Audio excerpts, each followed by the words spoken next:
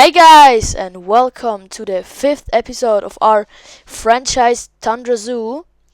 And we will start off very fast. I just placed some new power facilities. Then I actually sold some foxes because we had way too much of them. I did some offshore building. I just finished the snow leopard enclosure, put some education around it, and yeah.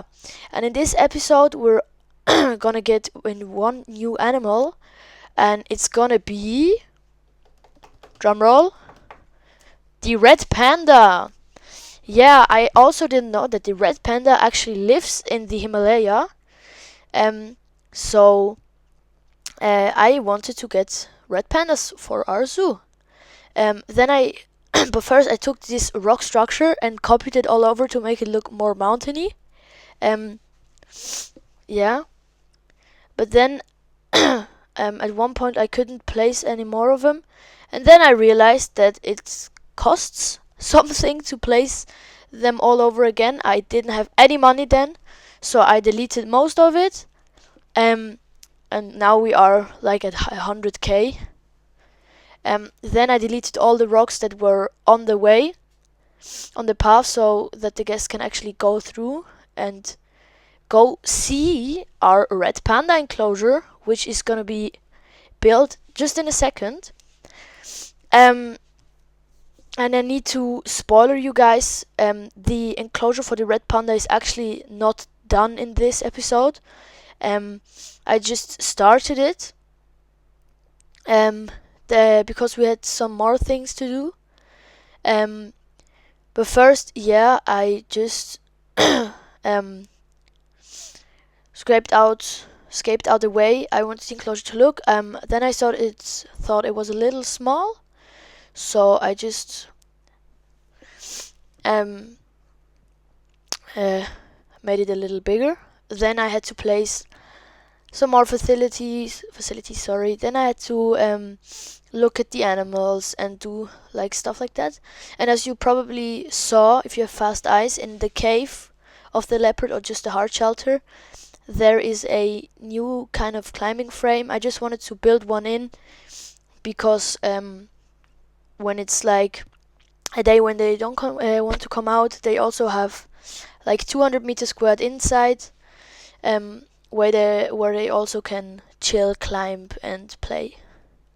So then I again continued our workshop research, placed some new power facilities, because not the whole zoo had power. Then as you saw, I scraped out the new enclosure for the red panda. I want to build like like in most of the zoos there are like some monkey islands, but I wanted to build that for a red panda. Then I had to move the barriers a little, because I couldn't change all of them to my fence. And for this one we're gonna use the for this one we're gonna use the in-game barriers, and we're gonna go with the wooden barrier, because from all of the in-game barriers, I think that's the one, and the glass one, that don't look that bad. And when I build underwater viewing areas, I also use glass or thick glass, but we don't have thick glass here because we have to research on it. I just had it like, I just built in sandbox mode before. So then I just finished our barriers. Our barrier, of course, with the wooden thingy. And then I wanted to actually lower the barrier because it's anyways going to be an island, so it's going to be surrounded with a little water. So that the fence doesn't need to be high and the people can actually look inside the enclosure. Then I just started with some hard shelter for our animals. And also I like it the most when the animals are gonna be delivered inside of the hard shelter, so you don't see the keeper gate, or just you don't see the keepers coming in or something. I tried a few ideas for the hard shelter. I didn't like them, so I just started over again. But here I think I built my final my final idea or decision for the hard shelter, how it's gonna look like. It's again nothing fancy, but I did use some new pieces that we got from the research. I think it's from the Arctic pack. But yeah, now that I actually know how to get new construction pieces, that made me really happy, because in the future, I want to build like palaces or something, or Indian palaces for like sloth bears or leopards or tigers or Indian elephants, or I want to build South American stuff for like tapirs, jaguars, capuchins, this kind of stuff. So I'm quite happy that I found out how to do research on construction pieces. But yeah, then I actually built an entrance for that the animals can get outside and inside of their hard shelter, and then, like I do in every enclosure, I just change the terrain inside to flat rock, so that I can put bedding inside. Then I just made it look a little nicer where the keeper gate is, so that it's not an open area. Then I placed bedding inside, and yeah, then I started with the water area that is surrounding the island. The animals are not gonna use the water, but just like it's for that they can't escape. So I did that real quickly. Then I flatten it out on the edges, and then I put in the water.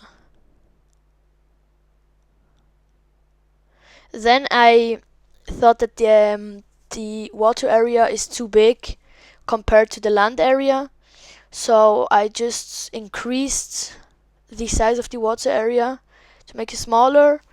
I struggled a little with that, but in the end I was able to get it done how I wanted. So I think that's my final attempt, and then I was able to get it done.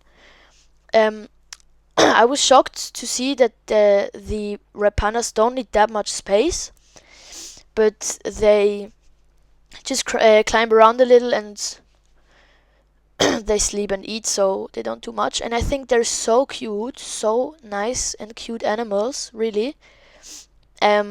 So you can actually only have one or two females, or one or two males, or one female and one male.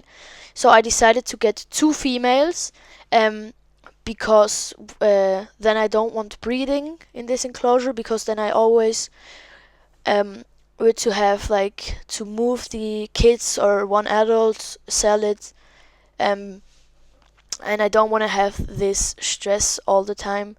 So I just bought one female. In the future, when we have more conservation tokens, we're gonna get another female.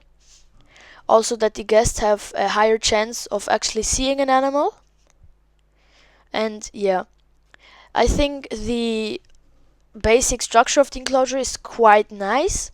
It doesn't fit that Himalayan vibe that much, but it's not that bad, I think, because we're gonna put more animals in here, like the Himalayan brown bear and the palace cat. So it's not that bad. Then I also said, when we started this themed area, I said that we're gonna put the Bactrian camel in this themed area, but it's still a Thundra zoo, and Bactrian camels don't live in the Thundra. I know red pandas don't live in the Thundra either, but come on, if you had to choose between a Bactrian camel and a red panda, obviously you choose the red panda. So that's like a no-brainer. I hope you understand me with this, guys. That's a no-brainer. Then our red panda female was in. She immediately was running around, and I was stopping the game so that I can just build the climbing frame how I want it without the animal escaping or something. Because that's a problem we had to fix later on. I thought climbing frames were harder to build, but it wasn't that hard, I'd say. I needed like 10 minutes or something to build this climbing frame, which is, I think, okay for the first. No, actually, the second climbing frame I ever built. The first one was in the snow leopard enclosure. In my sandbox zoos, I used the pre-made ones that you can get. So, yeah. But it wasn't that hard, and I actually quite like how it came out. They have 5 different platforms on different heights where they can go on. And then when we're gonna put some plants in here, I think it's all gonna come nicely together. Then I had to get some mechanics to repair. I don't know how to say it in English.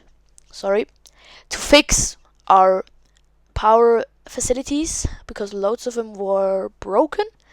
Then I changed the terrain how the pandas wanted, and yeah. Then the panda was escaping, had to put him back in. Then I had to fix the issue, put the water back in, and yeah, that would actually be this episode done. I overtalked again, the third time I have to work on that. But yeah, bye bye guys.